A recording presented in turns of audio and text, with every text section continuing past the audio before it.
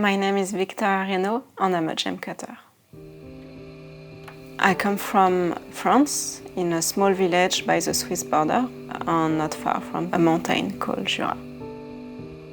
The Jura used to be one of the major cutting areas in France. We will go skiing, and then on the way there we'll see some advertisement for gemstone museums. At first I just loved going there to get rocks and crystals. It just clicked in my head, so then we went some days where they had a gemcutter coming to make a demonstration of gemcutting. And then one day my mom told me, what about being a lapidary? And I was like, oh yeah, that sounds right. In France we have a very good system of apprenticeship, and same in Switzerland, so I was able to do that right after middle school when I was 14. First I went there and I did 1 week of a little trial. I guess I did great because then they offered me the apprenticeship. So it was like the Swiss Bunder type machine, which is like 2 wheels, one cutting, one polishing, and your own piece is on a rail. It's like heavy duty machines. I like the vertical lap because I can really see what I'm doing.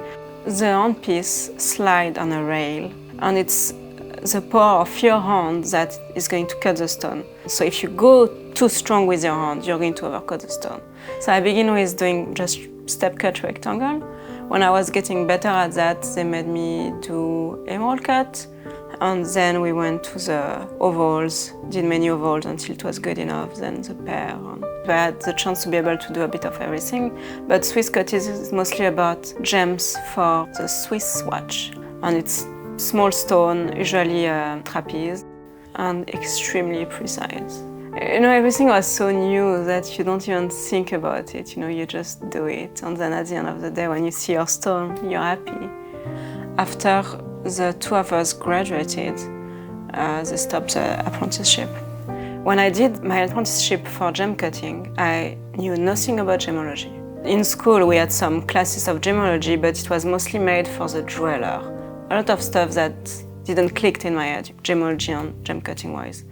So I just thought about doing FGA in Montreal instead. I really wanted to expand my curriculum to be able to have options. Then I met Vincent Pardieu in Paris during a talk. He needed a gemcutter in GIA Bangkok, so he hired me, and that's how I moved to Bangkok. I was 21 years old when I moved to Bangkok. They needed a gemcutter to be able to prepare the samples that they will later on take data from it for origin determination.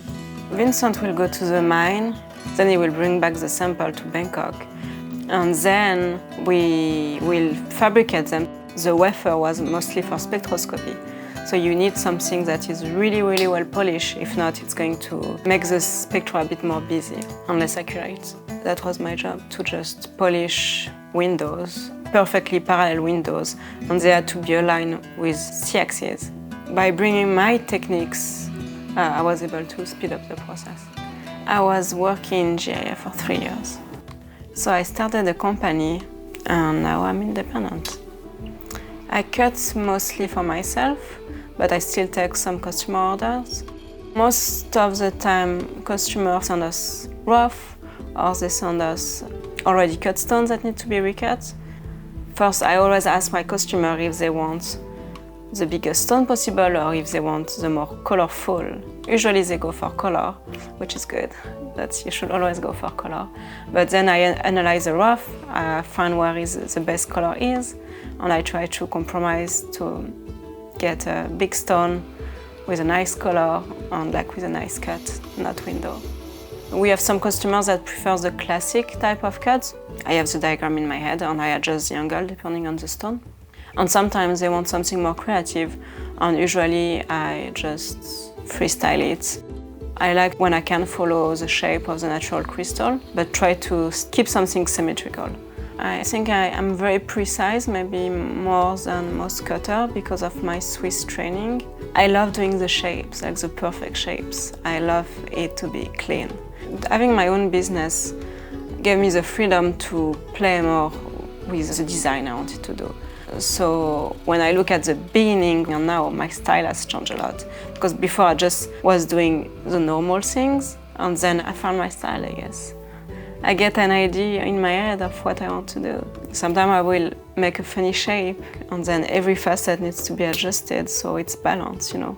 So on this stone there is like 2 flat facets, right, and the rest is rounded. It's really tricky to make it so you have the type of reflection the same because some are big flat facets and the rest is rounded. And also if you use the same angle on the flat facet on the rounded part, your cullet is going to be not in the center. So you really need to adjust everything. In Geneva, I learned to be a really good gem cutter, really precise, having to work to make money, you know, and like having to deliver. The FGA helped me with the gemology side, understanding the angle, the pleochroism, things like that.